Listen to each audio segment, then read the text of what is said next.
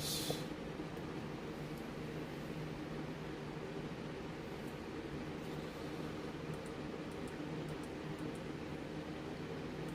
Refresh.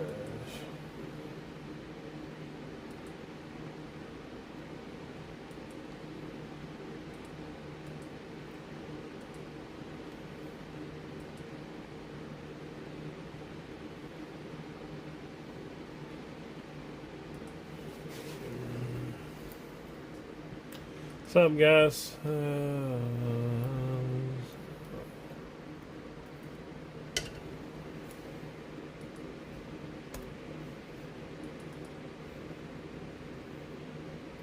Get back to what? What do I get back to? Get off.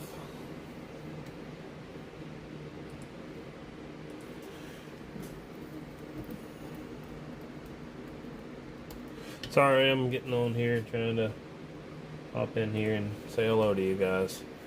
Alright, so and then TikTok. Can I see TikTok? Where do I see comments? Analytics, nope. Video analysis, nope. Real-time performance, live content. Nope, that's not the right one. Refresh this page. I don't know how to check out my live crap on TikTok sometimes.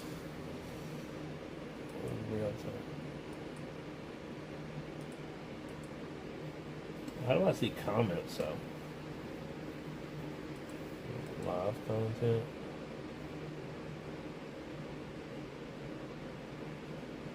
That's just editing a video. Alright, whatever, I give up. So, I'm going to get these RG-400 coaxes done. What's up on TikTok? Hope you guys are doing well. Hello over on Facebook and YouTube land. Deuce, waving a hand, man. Today has been a tough day. I'm trying to get a bunch of orders out, trying to get those things worked out, and then trying to get links worked out for some 7/8s I'm building. And then, on top of all that, I've got to get some inch and 5/8s out first thing in the morning. So, yeah, we got a lot of things going on, and unfortunately, just not quite enough time in the day to get them done. So, I'm going to go ahead and finish up these two orders just so they can ship. I've got another order, another 1, 2, 3 orders on the way, and then I've got to get prepped for New Orleans coming up. So we're going to be in New Orleans on the, I think, what is it, the 17th and 18th or something like that, I think. I don't remember. I'd have to look at the exact days to know. But I will be there shortly. Let's go ahead and get this stuff done, and I'll show you guys how this works. We got 1 end, 2 end, 3 end, and then 4 end. The bench is a mess. I've got connectors everywhere. This is the 7/8 EIA flanges that's going on all those, that 7/8 wire.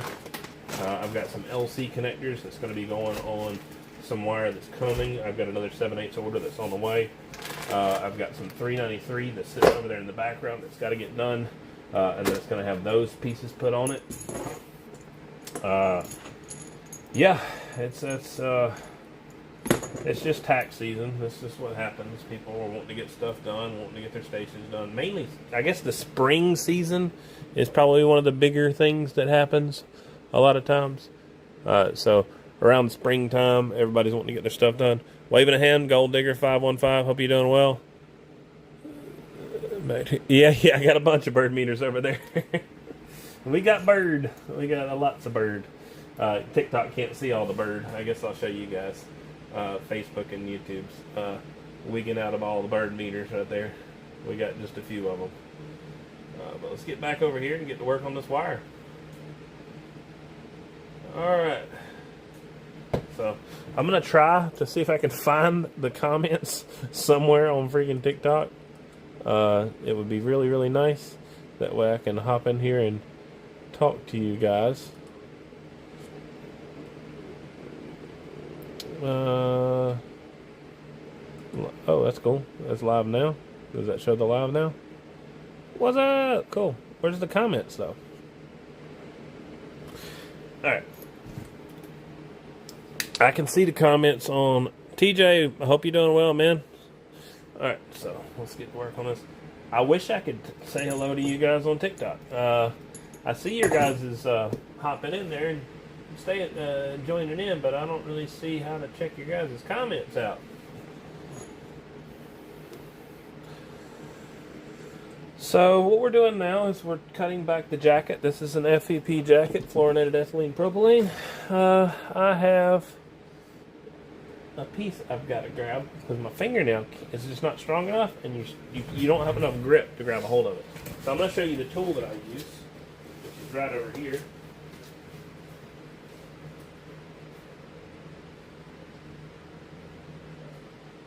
It's nothing special or fancy.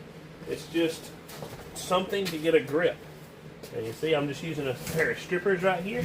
And if you grab with the strippers, you can just pull that piece right there and it comes right on off. Well, it's going to make me a liar. Let's look on the back side. Nothing holding us on. It's just extra grippy. There you go. That's it. From there, we got a double braid that we got to pull back. So if you look right here, I'm going to pull it somewhat back and slide this down. See, there's a second braid there. You guys on Facebook and YouTube can see that. All right. Let me see.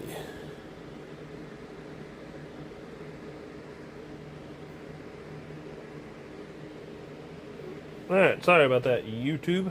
Somebody's being stupid.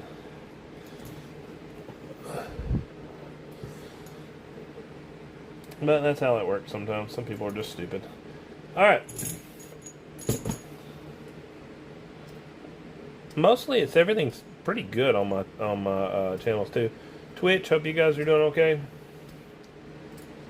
So we're pulling this jacket back, and the best thing to pull a double braided jacket back is with a pick. Anybody who's ever pulled braids out would tell me that's obvious, and they've known it for years. I have not pulled out braids except for on Coax. So pick works great.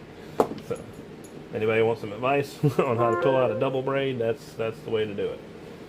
Alright, so I'm going to turn you guys over a little bit so you guys can see a little bit more what I'm doing right here, and then we can talk a little bit more about what we're doing. Does everybody know what RG-400 is? If anybody would like to know, please hop in there and say something. I got lucky this week doing some labor work for trade on 55. Oh, 55-footer tower. Heck yeah, man. Marichon AL1200 paying for the parts to make his repair on the RV.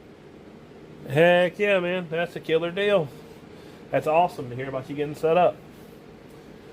So I've got some heat shrink that I use as an insulator. You can use anything you like. There's multiple options when it comes to this.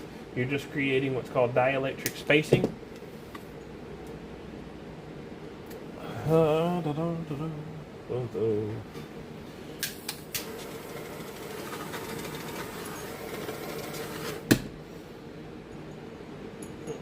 If you guys would like to, you guys are in a pretty good spot. What's going on? We're building some Coax here. So this is a type of, this is a lot of times it's used in in aerospace and aeronautics. But it's a coaxial cable, so it's used to transfer signal from point A to point B. Typically at higher frequencies, anything 1 megahertz all the way up to about, I would say, in the high gigahertz range. There's when you get in the multi-gig, there's definitely other cables with less loss to be considered. You get into something called waveguide when you start getting into like 12 to 15 gig. Alright, so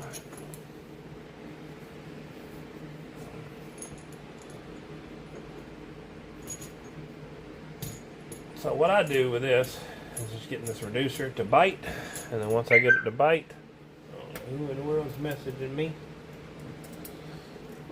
That's a big sound. Oh, let me kill that real quick so you guys don't have to hear it so bad. I know it's doing it. There we go. I had the sound bar going earlier. Unfortunately, when you go live, you don't really have free reign. You can't make your own decisions. There's so much copyrighted content in the world. I can't really play anything in the background or do anything else, because otherwise my content would not be my own, which is really frustrating, to be honest, because I like to listen to music and stuff, and it's not possible with lives. But I've been doing this for several years now, so I've gotten used to it.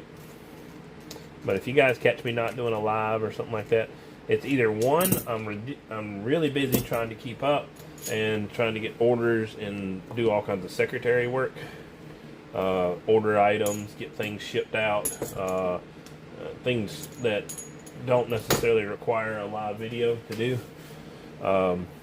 And if they did have a live video, they'd be very boring. Alright, what y'all got to say? Chuck, waving a hand, man. Yeah, it's definitely frustrating. Now, look, you want to know something frustrating? This right here is just a portion of the work. You ready? I've got to build this right here personally. This much more. Just to hook up some other bird stuff that I've got. So, yeah, and that's not on top of the... I've got to build 210 foot, 105 foot of half-inch flex, another 105 foot of half-inch flex, 68 foot of 7/8 hardline, 204 foot of 7/8 hardline, 95 foot of 7/8 hardline. Out of that 204 foot piece, I've got to separate it into a couple different pieces with all more connectors. So yeah, it's we got. Oh, I got some 393 I still got to do too. And then I got to build 3 split feeds. I got to build a 7/16 DIN split feed, and then I got to build 2 7/16 DIN split feeds, and then 1 7/8 EIA split feed. And TikTok, I apologize for you guys. I'm still trying to figure this out, how to respond to you guys. Let me try to get over here and hop in the live somehow. Creator tools, maybe Creator Hub. It's not Creator Hub. Nope, that's not it. So I'm trying to hop in my own live and see if I can. Oh, maybe I can click this. Maybe that'll work. Hey, what's up? Alright, the Beatboxing Bandit. We're working on RG-400. This is pretty cool. Nice. I got to hop in here. Sweet. Yeah, this is RG-400. It's a type of coaxial cable that I'm building right here. Now I can check out TikTok, Facebook, YouTube, and Twitch all at the same time. That's cool. Sweet. No, this is not my full-time occupation. I don't even do this full-time. This is another business that I started up. I do this business. So far, my hours are Monday, Tuesdays, and Thursdays. And then I will go live on some of my own stuff in the... what the heck's going on? I gotta figure out what's happening here. What is going on? Did I unplug it down here? Where's that? No, that's what I can. Right there.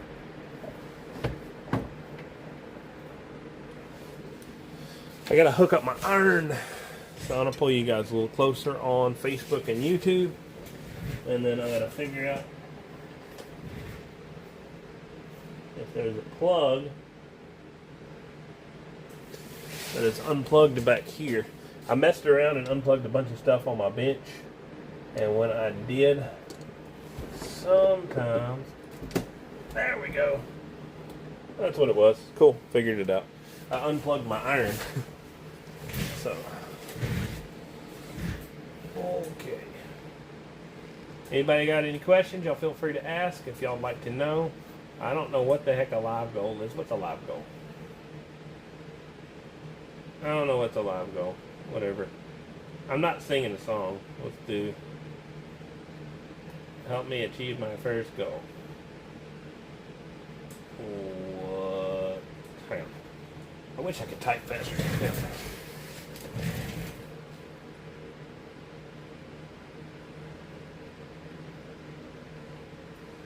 There you go.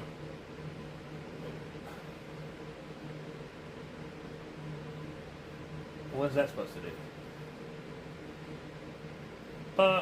Oh, what is this? Sorry, I don't know what this is. What's a flash goal? 3 gifters. No, I'm not doing a goal. I don't need. How can I turn that off? Whatever. If you guys don't know about the goals or gifts or whatever, tell me what they are, because I ain't got a clue. Delete them. Or tell me how to delete them or take them back off. I thought it was pretty cool. No, Facebook is a little easier to figure out than TikTok. TikTok, I've done it for years, but I've never actually done it as a creator. I've always just watched videos. So, sorry, I don't know what the heck the goal thing is, so please disregard.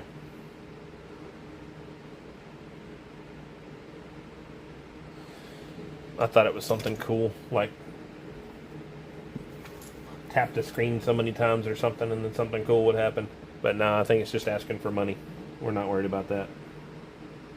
I get paid to build this wire. I don't need to get paid to be on there, unless it's just the TikTok itself paying me or something. I don't need any money from nobody else. Alright, what would be the best coax from a Yukon to run my Toshiba 32 pill? I don't know. Depends on if it's run up underneath the headliner inside of a like a puck mount. So if you get one of these right here and you're doing a puck in your roof, let me move this real quick out the way. So you're doing a puck like this. You got that set up underneath your roof. You've got, let's say you get fancy and you do a custom quick disconnect or something like this. So you got your antenna on the top of the roof right here. When you quick disconnect, pull that booger off with the antenna attached like that as a combo. Put that back on, screw it on. Say you got something like this. I would do like 1/2 inch flex up underneath the roof, or probably maybe RG-393, depending on what length you need to make it to. Because that's both overkill setups that would get you a lot of stuff done and keep your stuff nice and hidden for you. If it was like just a simple exterior mount or something, then I don't know what I would do. I guess probably 393 or something. It's a bit overkill, but it's probably something I would do if it was me.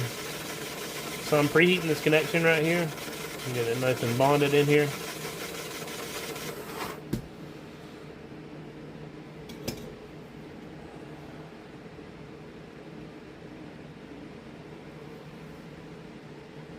Alright, so I don't know how to kill the goal thing, so I like the polls, like asking questions like what type of coax do you guys like, or what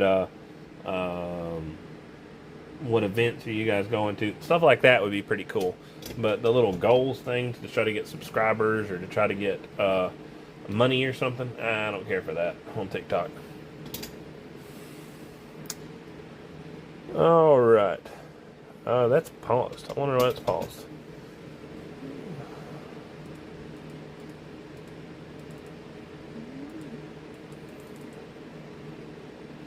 That's okay, cool. Spec loading. So,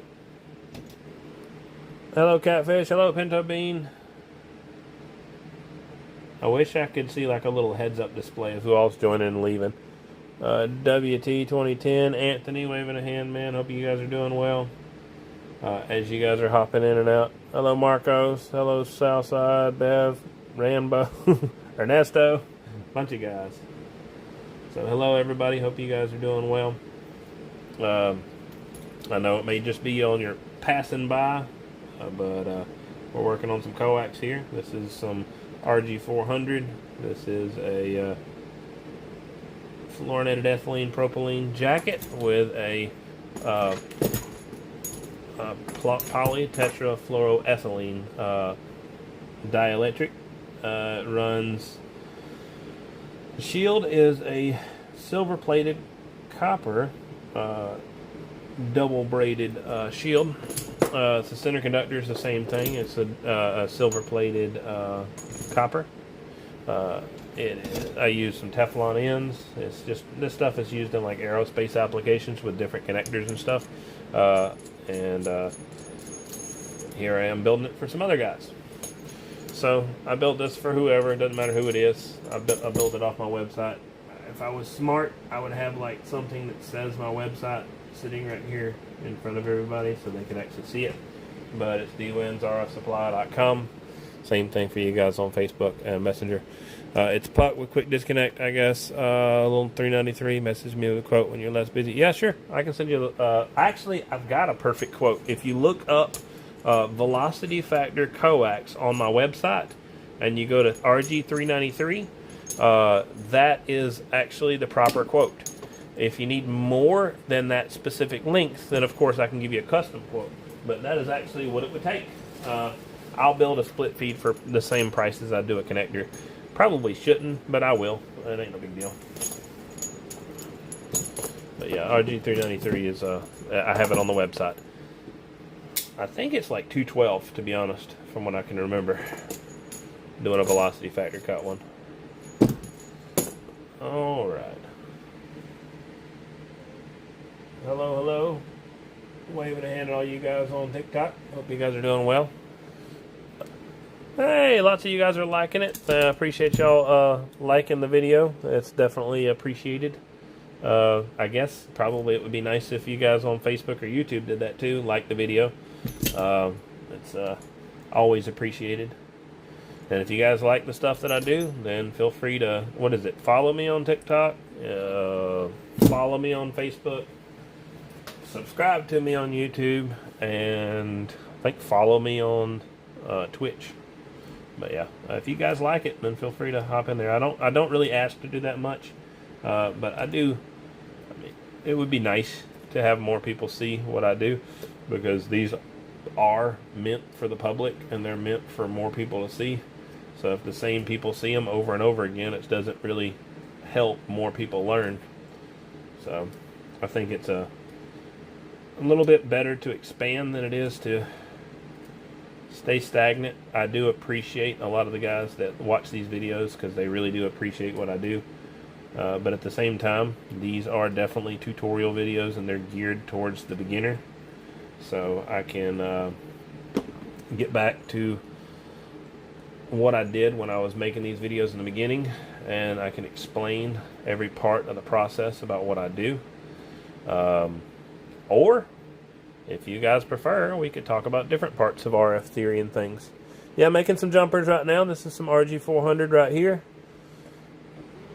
Hey, cool. I don't know what the heck a goat times 2 is, but thank you very much. Or whatever, times 1 or times 2. So, not sure what a goat is, but thanks.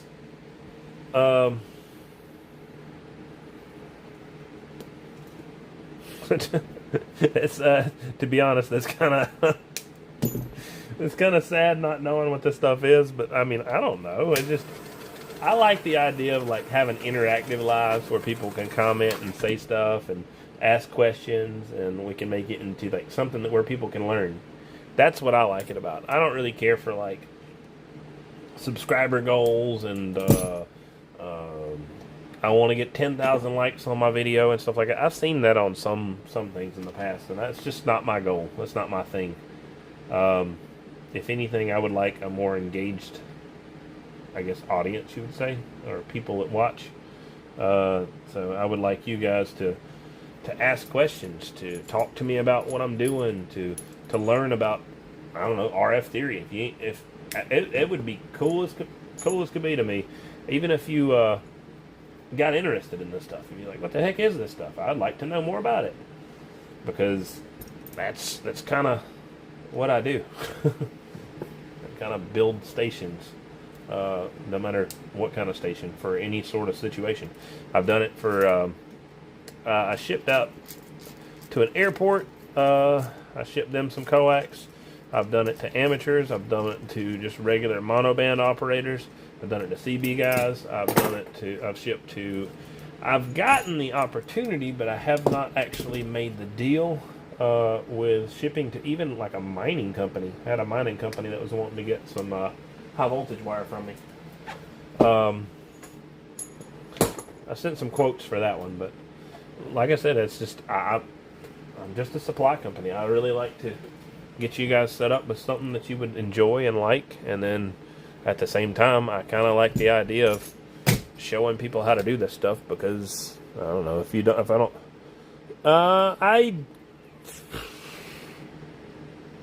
I know where I can get you some. Okay, thank you. Well, that's cool. Getting your technician's license is pretty cool. There's I deal with guys on the free band, and I deal with guys on the HF spectrum, and pretty much all of it, really. So yeah, congratulations, man, for sure.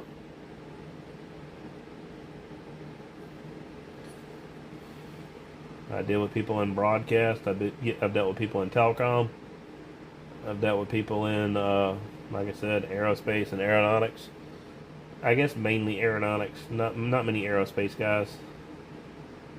I guess I probably ordered from some of those guys, but not necessarily sold back to them.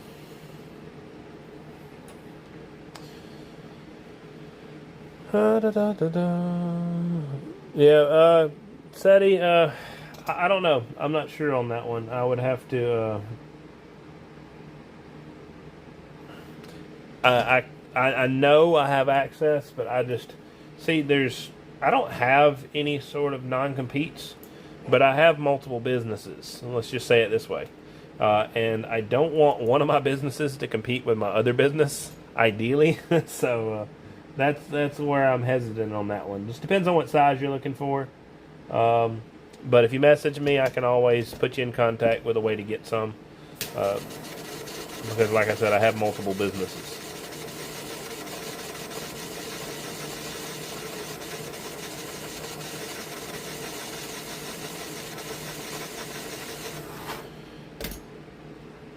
Now, if it was bulk, maybe we could talk about something, and then we'll get into something. Any more questions? What else you got over here? Just wanted to know what a good soldering iron would be for a beginner. A Weller soldering iron I would recommend. You can get into a pretty good digital Weller soldering iron for around $100. You can go cheaper than that. If you want to go really beginner, something really easy to get a hold of, but it's not super... I mean, it's kind of expensive, but it's super, super easy to set up because anybody can do it. Let me grab this down real quick. It's not perfectly user-friendly, but it's pretty darn unique. This right here, you can get any at any little tool store. There's a place called Direct Tools that sells Ryobi stuff. I think you can maybe find these at Home Depot, but maybe not. I don't remember. But if you can't find them at Home Depot, you can find them at Direct Tools. This is just a simple Ryobi soldering iron. It requires a Ryobi battery. That way you can solder wherever you want. If you have a fixed location, look into that Weller I told you about. There's a digital Weller you can get for about $100. Those Ryobi soldering irons are about $70, I think. Maybe. They might be a little cheaper if you check on eBay. I've done plenty of soldering with them, and they work fine. Any more questions I can try to help? Yes, I'll tell you about that. I can never do what you do, your brother do, I come see you.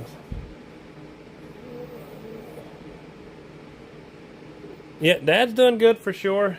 He is basically same thing. He's not really improved or gotten worse in any way. Definitely appreciate the question. Definitely appreciate the accolades too, for sure.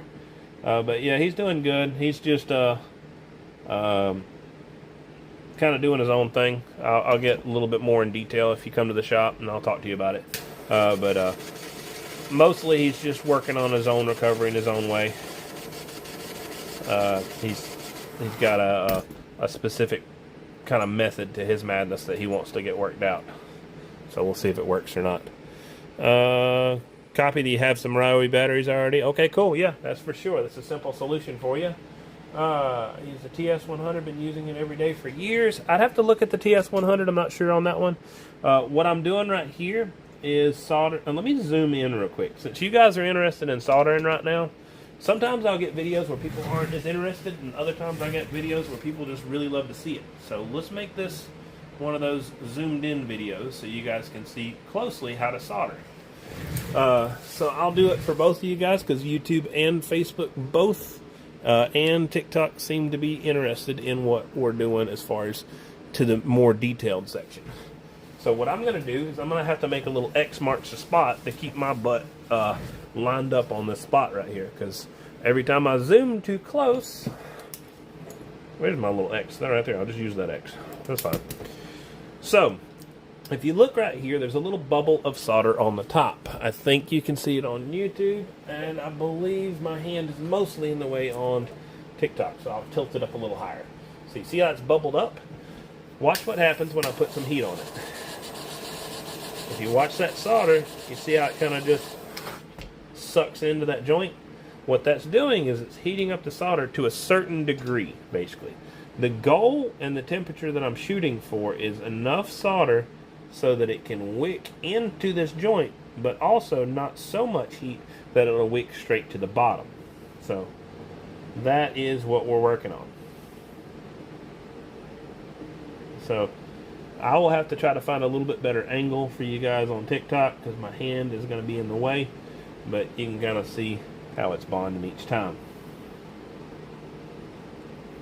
So I'm going to rotate around, go to the next joint. I'll have to put you guys in a better spot here in just a second. Maybe I can turn it like that. Maybe that'll work.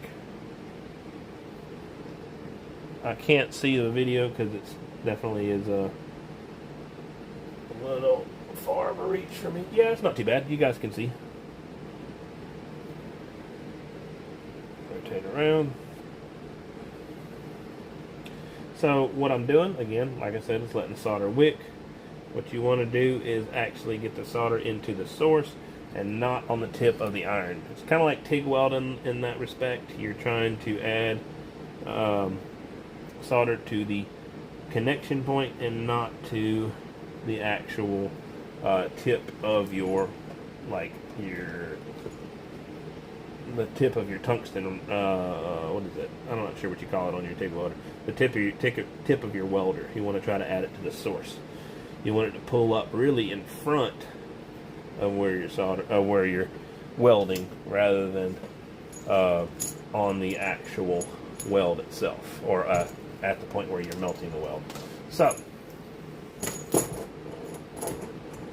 clean that up. Let's take a look and see if you guys can see on YouTube. YouTube can see pretty good. We'll rotate that around, let you guys see. TikTok can see it pretty well too. Alright. What part of the cable is being soldered on the side?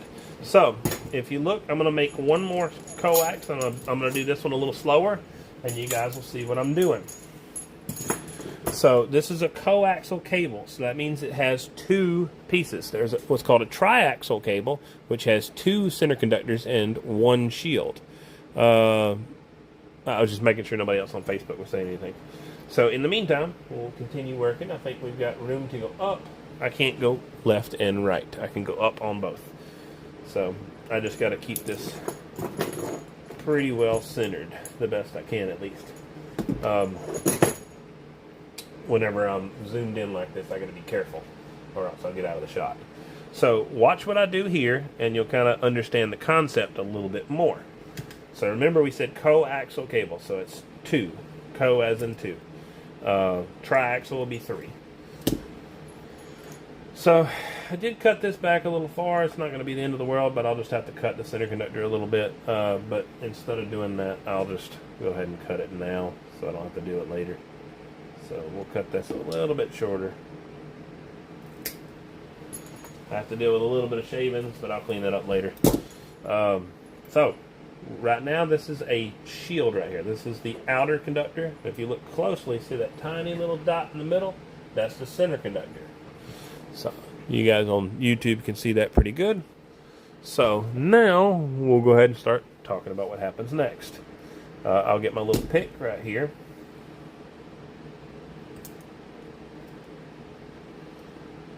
I'll run this back. So all I'm doing is separating this braid, just picking the braid out. It's a double braided jacket, so it's a bit tighter of a braid, so you have to pull a lot of the braid out, so a pick works better than your fingers. I've done it by hand before, and it takes a bit longer, but it works just as well. It takes me maybe about a minute or so, where it takes me probably 30 seconds whenever I'm using a pick. Not much difference really. So what I do here is by hand, I kind of fan that out and make sure the shield is going to have pretty even coverage all the way around. It doesn't have to be perfect. We want a pretty solid even coverage. So anywhere it's kind of thin, we just thicken it up. We're folding that shield back, so the shield is here. In this location here, we have a center conductor here. So when we strip this back, we expose the center conductor here. So the center conductor is exposed, shield is exposed. What I have to do whenever I'm putting the connector on is, if you look closely on the inside of this connector, see that nice little silver ring right there? That is this center conductor. And then we've got the body of the connector over here. So you guys can see it on YouTube and Facebook and Twitch. That silver inside there, that's the center conductor right there. I have to make sure that this does not short out with this when I'm building this. So I have to put some sort of insulator, some sort of something to keep the body of this from jamming up against and touching that ring that I showed you guys earlier. With different coax designs, you have to come up with different techniques to isolate them and insulate them properly. Some coax designs don't require any additional insulation, like say this one right here. This is for a much larger coax, but the shield will clamp around this little ring right here, and the center conductor will go here, and there will be quite a bit of dielectric spacing all the way around right here. So it doesn't actually require any modifications. But when you're using any connector outside of its original intended purpose, with something called a reducer, then you have to kind of take that with a grain of salt. It's not like it's the original way that this coax was intended to be used. So when we use a reducer, we have to make sure that we protect the connection, make sure it's insulated. The reason I can put a torch on this is because this is a type of fluoropolymer. Fluoropolymers can handle a lot of heat. So this can handle 500 plus degrees before it's ever damaged or has any sort of problems with it. So what I do from here is throw this body on here, right? So if you look at the body, center conductor goes up to here, body stays back here. What I do with the reducer, it's further down here. I'm still in the shot with everybody, you guys can see. Is I jam the reducer up into that braid that's right there, right?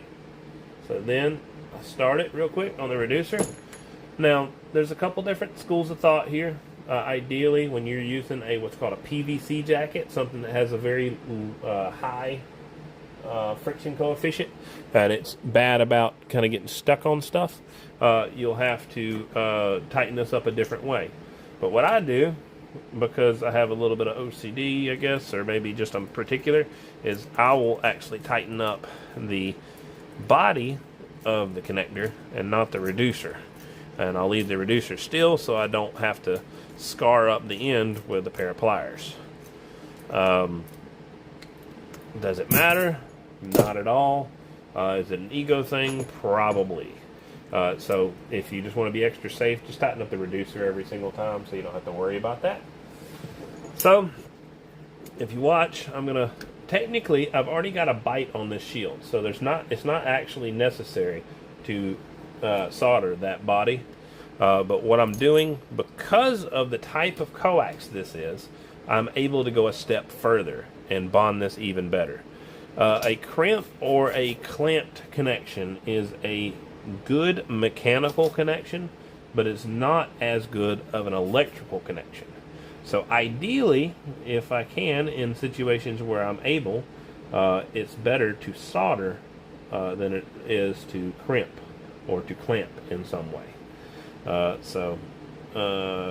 If I have an opportunity and I don't mess up the mating surface of a contact and I don't cause what's called an impedance bump, then I will, in situations where I'm able to, I will solder. So you guys can see what I'm doing. I'll touch the actual joint itself, and this is too tight, so I just have to, I actually can, if I'm working, I can still touch the tip of the soldering iron. It's not going to hurt anything, but it's definitely not necessary. A lot of guys will get confused when they see me solder the center conductor. It's just because there's no other space inside that conductor. If there was more space, then I would not be touching the actual tip of the iron. There's no need. So I'm going to wipe this off. As soon as I wipe it off, I will see how much of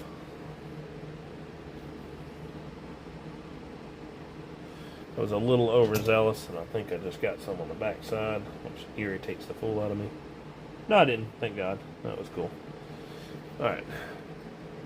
So, unfortunately, I did let a little bit of solder get on there, and that was... You typically want to let it cool off just a hair longer. You see it kind of changes colors a little bit, and then you can wipe it off. I was just trying to be in a hurry for the video because I'm being impatient. And that last bit I'm adding is just to clean up that end to make sure it looks a little bit more round and doesn't have any real like inclusions into the actual connector itself. Alright, a little bit of trash on the back side. It's nothing bad. It's very annoying to me just because that gets on my nerves. Doesn't really cause any major problems, but it could cause a slight impedance bump if I'm not careful. So I add solder here. My goal is not to actually get it to bond into the actual connector itself. My goal is to get the solder on top right here, and then what I'm going to do is I'm going to actually heat it up. So if I heat it up, you'll see what happens. Watch what happens to the solder. See it kind of wick in? That's what you're looking for. You're looking for that wicking effect. So now, at this point, I know this is at a temperature where the solder will melt quickly and wick into the contact. So as long as I got a proper temperature on my iron and don't slip off like I just did right there, it looks nice and pretty and joins in and bonds very well. So it's localized to this given area. But if I add too much heat, what happens is it'll have too much of a wicking effect and it'll act like a drop of water. And what happens there is it'll just fall to the lowest point. So that means if I add solder on this outer body of this shield, it'll just drip out of the back side. So you got to maintain a kind of a temperature range. If you go too hot, then it'll be a problem. If you go too cold, then it won't bond properly and you'll have cold solder joints and you won't see it wick in.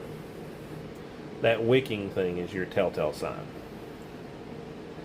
I don't know if you guys can see very well. I'm having to get in terrible angles to be able to show you guys this stuff, so this is why I'm not at my best right now, because I don't normally solder like this. But I'm trying to be fair and friendly to you folks and let you guys see what we're doing. So I could definitely do it a lot better if I was in my normal working position. Alright, any questions on YouTube, Facebook, Twitch, or TikTok? Any questions, guys? If you guys would like to know anything specific or would like to understand a little bit more about what I'm doing, feel free to ask. This is kind of a tutorial right here in itself, but like if you don't even know what coax is, then feel free to ask that.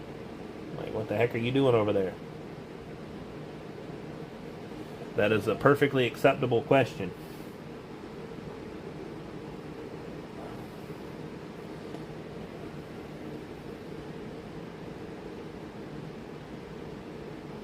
Alright, anybody else?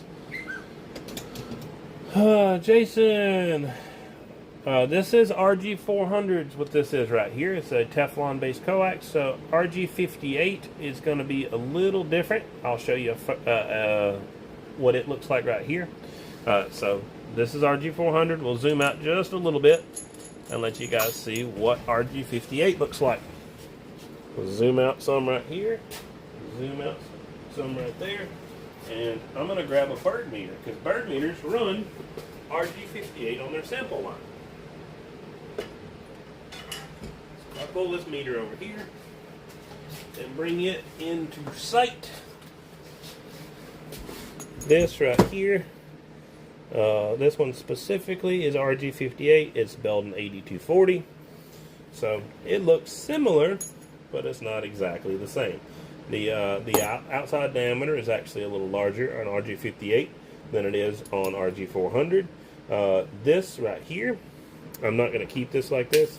So if I just added a little bit of heat, what happens is that starts to flame up immediately. It cannot handle that heat.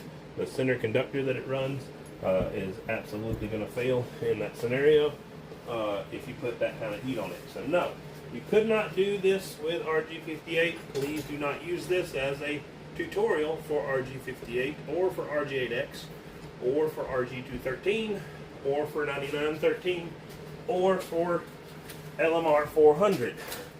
This is specifically for RG-393, RG-400, and other other fluoropolymer coaxes.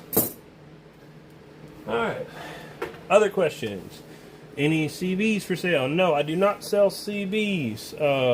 If you message me, I can always help you get in contact with people with any form of communications. I got contacts all over for all kind of stuff. So definitely check with me, and I can let you know. But I do not sell any CBs through my RF supply or ham equipment or anything like that. Even though I own both, I've got a full HF rig, and then of course I've got other CB rigs and things like that. But anything with communications, I probably own it. I own broadcast transmitters and things like that too. So, checking impedance. Yes, so if I was to check, so let's just say we did want to run a test real quick, right? So, something you could do, whoops, sorry, I bumped you guys. Apologize. Alright, so if you want to run a test, you can build a dummy load or you can run a dummy load. So I have a dummy load right here. Let's actually do this. Let's use our bird dummy load. So, our bench is a mess. I got parts everywhere. I don't care. I'm not trying to win a beauty contest. So we're going to go up here real quick and show you guys how this works. Because we have questions, I have answers. What in the world happened there? You guys are shaking all over the place on me. Alright, so this is a... What are you doing? My gimbal was going crazy for some reason. What are you doing? Chill out, buddy. Thank you. Alright, so let's say we want to run a test, right? So we'll screw this into a known working dummy load, right? So we could do that. But the thing you don't know is what is the dummy load. So let's run a sweep really quick on our dummy load. Now, technically I have a bird meter in line and I have another bird sample line in line, blah, blah, blah, blah, blah. There's things that's there, but I don't know what's going on with the gimbal. Sorry. Let's go ahead and just take you guys out of the gimbal. I'll figure it out in a minute what's going on. So we'll do a full sweep.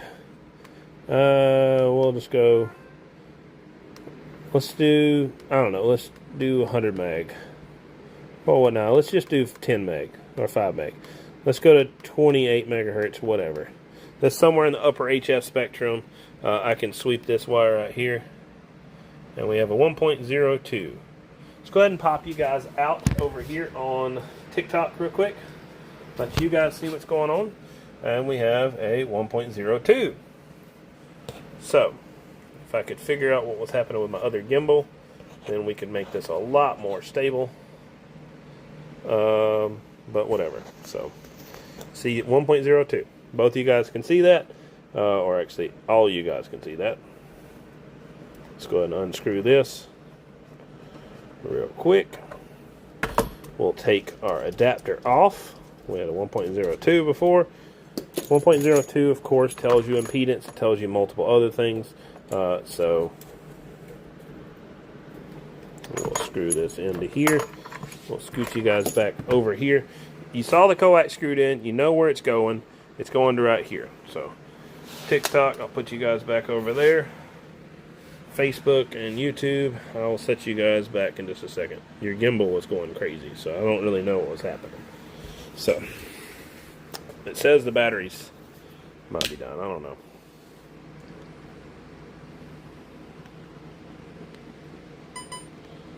Turn back on. Maybe it won't be stupid. Alright, zoom, zoom, zoom. Pull into right there. Zoom in right there, and I'll turn it for each one of you guys to be able to see. So we'll run a sweep. 1.02 is what we had. And now we have a 1.01. We changed 0.01 difference between one to the other. That's the goal whenever you're setting something up. You want the coax to have as little change as possible. So there is, if you was to measure that in impedance, let's go ahead and run a full sweep. So we got 50.7 or so as we hook it up right here. And if we were to hook it directly to source, we have, where's my double male at? It's hiding from me. Put it back in here? No. This is what I get for doing this stuff on live. I just had a double mail just a few seconds ago. And I hid it from myself, unscrewed it, and I was worried about this stuff falling. Well, I got a different double mail, whatever, I can use this. It's not the end of the world. The other double mail is probably sitting on my bench somewhere, but let's not worry about it.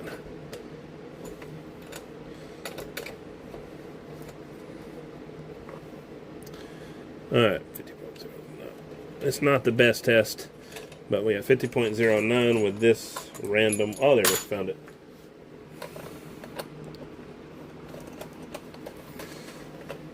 .08 right here, and then we check with the coax in line, and we're at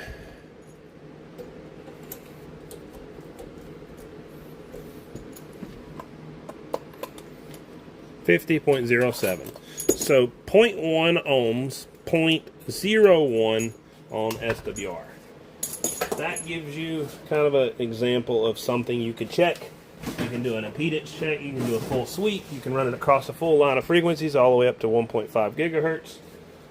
There's lots of things you can do in this stuff. I have lots of test equipment to be able to do so. I've done a bunch of these tests, so it's another cool thing. RG-400 is not the best for CV or ham. It is good for HF range for sure. It's definitely excellent coax. It's good for a lot of applications. But, I mean, technically, to be fair, like, the best, let me zoom out real quick, is like 1 5/8. This stuff right here. This is technically the best. But who's going to run that in a normal application? In like some specific application, this is like 1/2 inch Teflon. That's also the best for its specific application, for its intended power level. RG-400 is good for anything under about 1900 average or so at short lengths. So it's good for short jumpers. It's super flexible. Even bent like this, I can flex it even more. If I was to grab the end, I can literally just fold the end on itself. So it's very flexible in that respect. So that's the other good thing about RG-400. It's a really good jumper. You want something flexible to do stuff.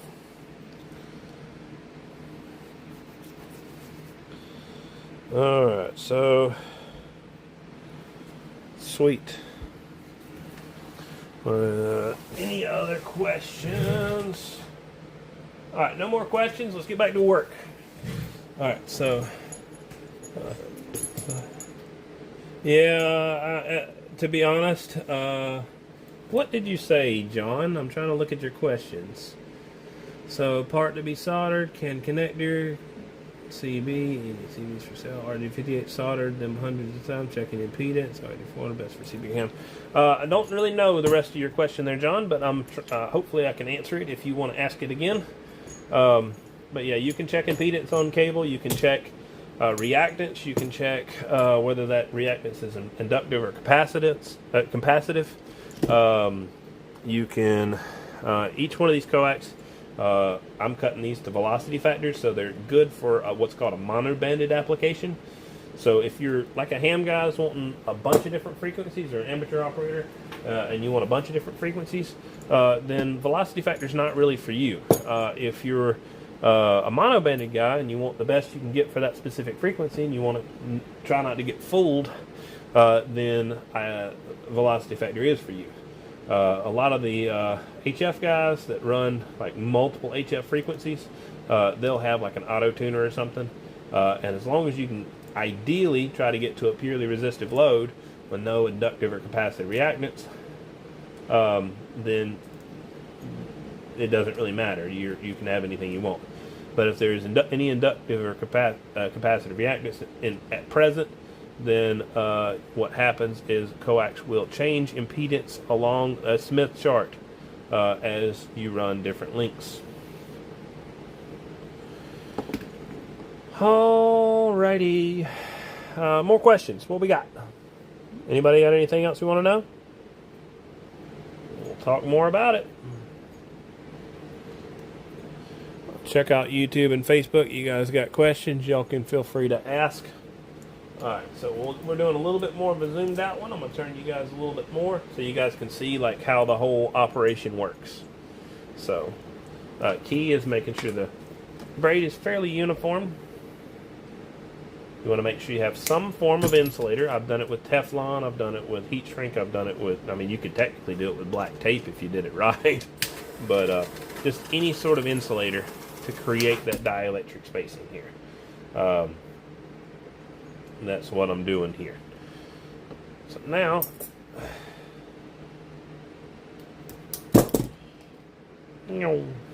I just watched it bounce back. It bounced off a wall and came back.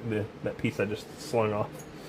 Alright, so from here, we want to tidy up our end a little bit, just because we want it to look pretty. We don't want it to poke out the end. I prepped a lot of these, and the way I did it is I went ahead and just put a zip tie on them, just to remind myself that I've already got the reducer and everything on there. You guys can see, you guys can see. Again, if you guys like what you see, feel free to follow me, like it, like the post, or like this live, I guess, and come back and check out some more. I do these lives pretty often.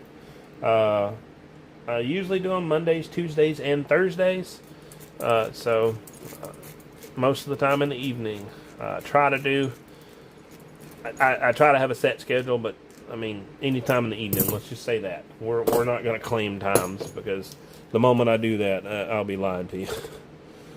So let's go ahead and add some more solder here. Bought the 955 from Oceanside, San Diego. It's doing great. Sweet. Glad you got a radios working well, man, for sure. Do you grind the finish off the reducer to solder the braid to it? You can. It depends on what type of reducer you're using. The type of reducers I use are all going to be silver plated. So when you use silver plated ends, you do not have to grind off the connections. When you use a nickel plated connection that Amphenol uses sometimes, and then a lot of times some of the cheaper connectors will use,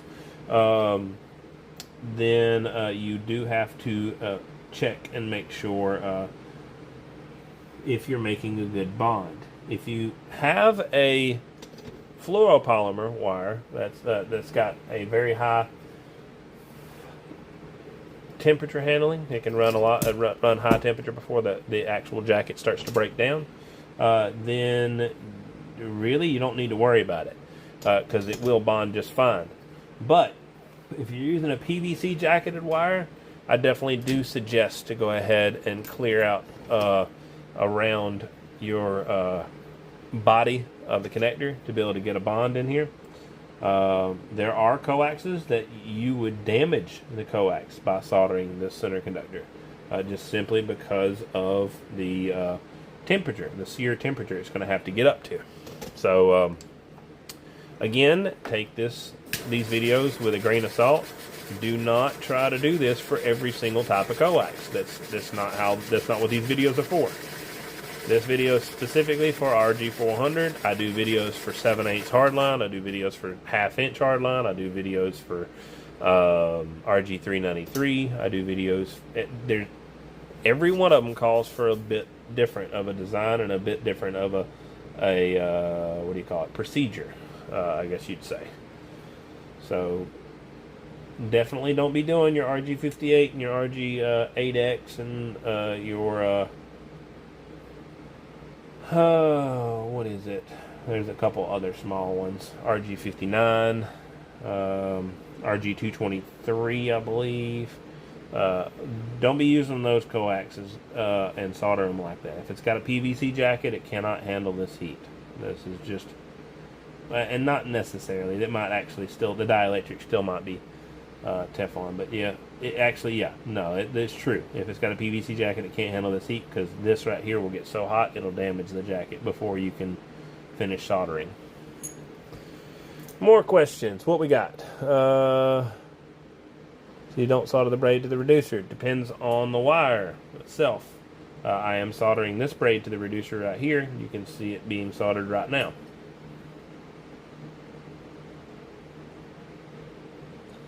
But again, depends on the wire itself. Depends on which one it is. If it's a PVC jacket, it is not recommended. I know lots of people that do it, and lots of people that modify the impedance of their coax and wonder why it doesn't work properly, because it was never designed for that. I'm able to go overkill on RG-400 simply because it can handle that temperature. It does not need this by design. That's the reducer itself actually gave it the bond that it needed. But it also works out to help a little bit with the inherent weatherproofing problems that just any sort of UHF connectors have.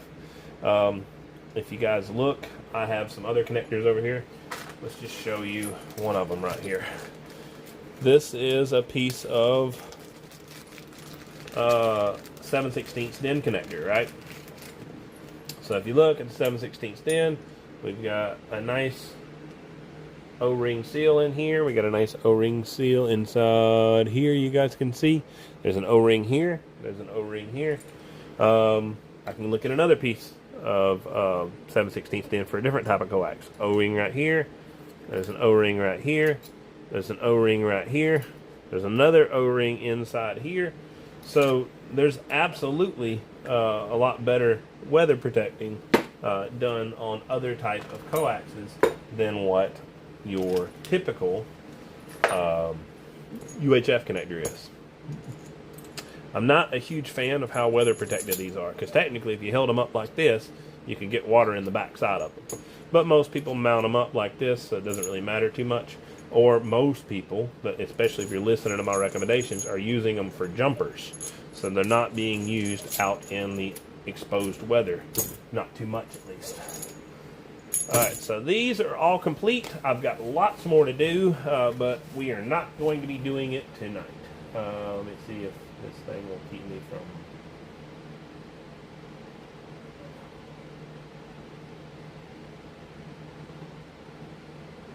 It was about to end my live for me. Alright, so we were building some RG-400. We are finished now. That is the complete job. If you guys got any questions, y'all feel free to hop in here and ask before I go.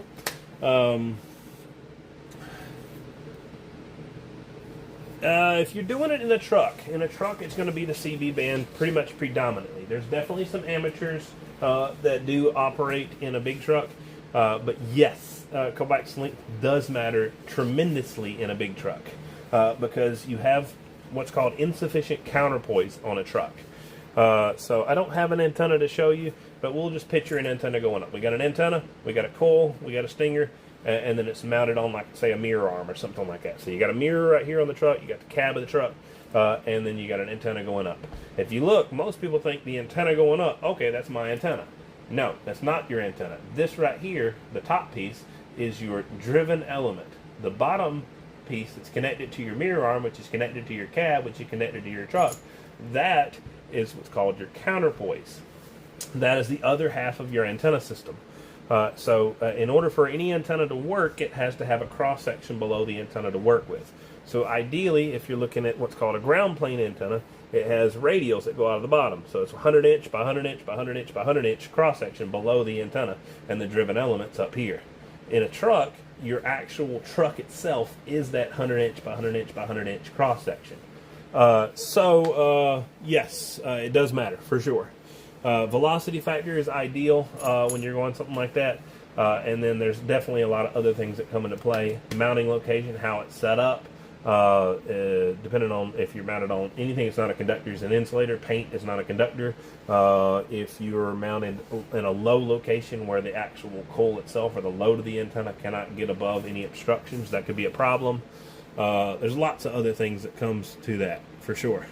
Is that for receive too or just transmit? If you have a bad SWR or a bad match, it definitely could give you poor or more poor reception. Now, SWR and or antenna setup alone does not necessarily correlate to good actual receive. So there's definitely some things to be said about that. More questions, you guys feel free to ask. Before I hop out of here, I will give you guys something cool to look at. You guys can look at the bench up here. I need to turn that bugger back on. So I'll let you guys see some test equipment over here. I guess we'll talk about it. Yeah, 5/8 wave base antenna is definitely something you can get for sure.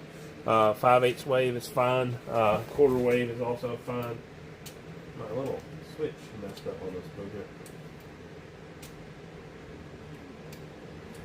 I broke the switch the other day. I like this thing.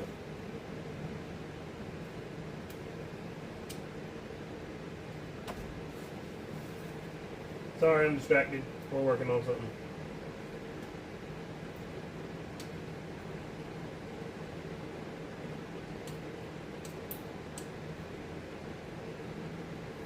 Alright, whatever. I'll deal with that later. Got it fixed. Alright, so we got some fancy dancy test equipment anyway. Any idea where to find new? Just message me. I can give you some solutions for sure. You have a bare scat scanner attached to a magnetic base antenna. Does it need? Depends on what frequencies you're scanning, Highlander. If you tell me your frequencies, then I can kind of give you a suggestion. So on any antenna, you want to get close to something called resonance. Resonance is basically where that antenna actually performs the best. So that's something that you're going to look for whenever you set up anything. So if you're trying to monitor with your scanner like 20, I don't know, say 27 megahertz, you're trying to monitor the CB band, then you're going to want an antenna that's somewhere in the neighborhood of either a quarter wave, a half wave, or some sort of measurement therein of a 27 megahertz. And that's going to be around 9 foot or 18 foot even. If you're measuring like 100 meg, you're only going to need like a 28 inch tall antenna. If you're measuring like 800 megahertz, you're only going to need like a 6 inch tall antenna. So depends on frequency, of course. If you want to get something that's universal, just throw something like an AM/FM antenna, and it typically will receive most frequencies around 100 megahertz all the way up to 400 megahertz. It won't be ideal at any of those, but it will still work. More questions? Anything y'all want to know? Y'all feel free to ask. We're probably going to end the video in just a moment, but I just figured I would, one, show you guys some equipment, and then two, I would answer a few questions. I guess we'll turn it towards me. Since I'm answering questions, you guys can see my messy bench. and then we'll end the video, and that'll be pretty much it. So let me swap this booger around on Facebook and TikTok. Let me swap this booger around. I don't know how to swap it around on TikTok. How do I swap the camera? More, maybe? Flip the camera. There we go. All right. What's up, guys? Bad hair day, everything else, whatever. So turn that way, right there, and I'll answer questions. Any more questions? Made some LMR 1700 and jumpers.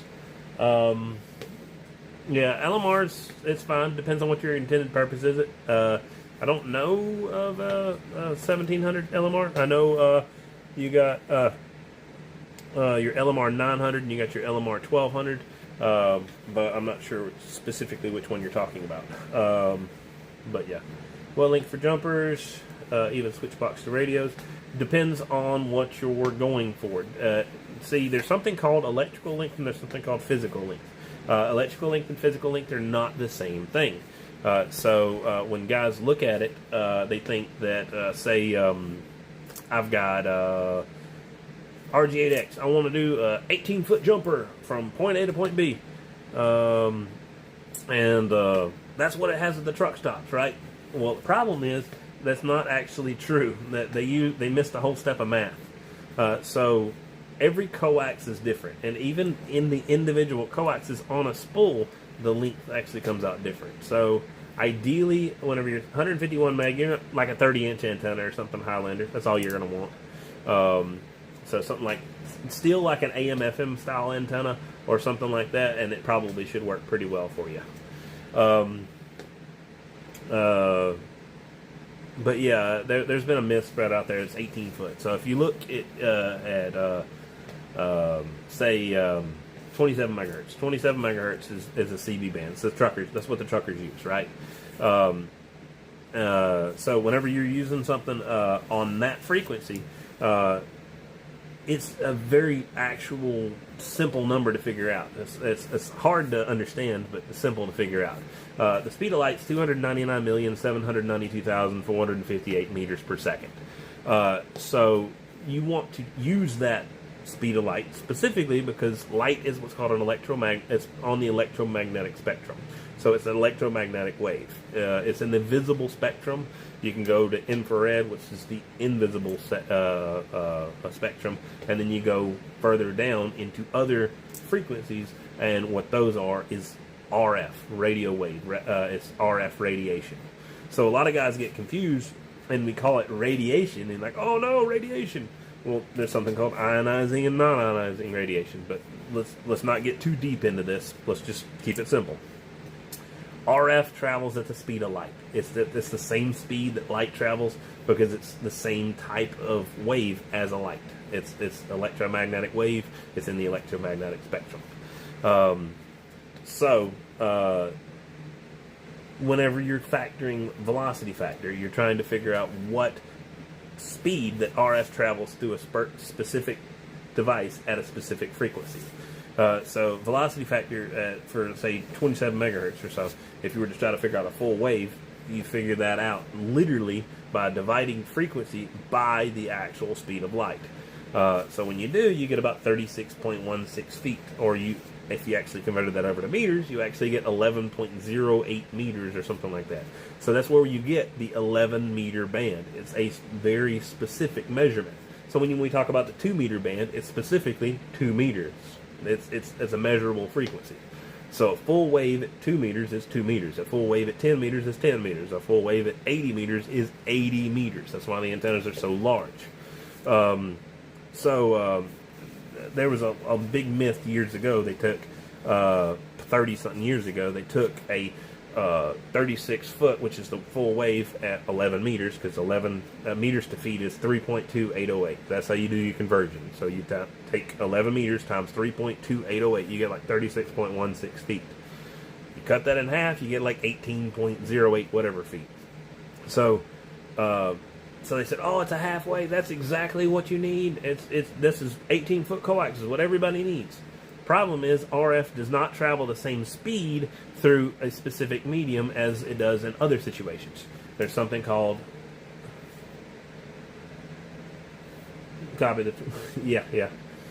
Yeah, Wizard boxes. Wizard makes some good boxes. It's fine. Yeah, I'm familiar with Wizard. Yeah. Like I said, I'm very familiar. I got some stuff going out. I got 275 foot of that going out tomorrow. So yeah, I sell all sorts of folks. I'm very familiar. But moving on.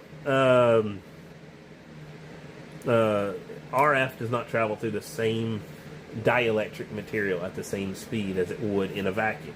So every coax works out to be different because it's the speed of light, the speed that the RF wave travels, slows down as it's going through that specific material.